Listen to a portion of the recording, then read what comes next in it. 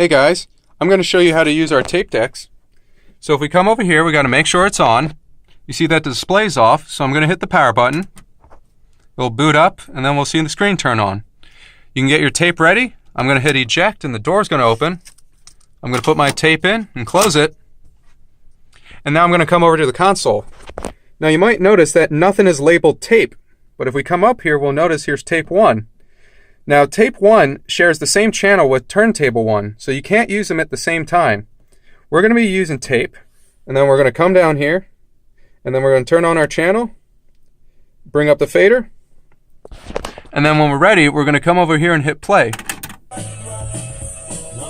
You'll notice the counter increasing, and you'll see our levels.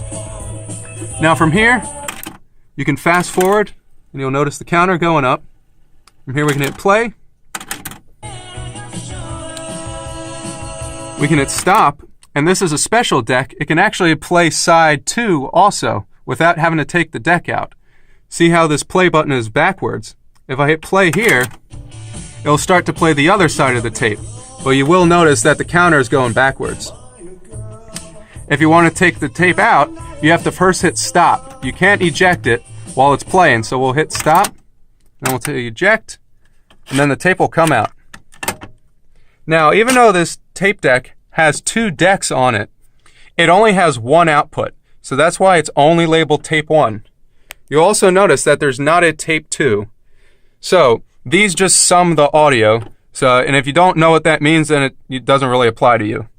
So we only have 1 tape deck to essentially work with, just for your consideration.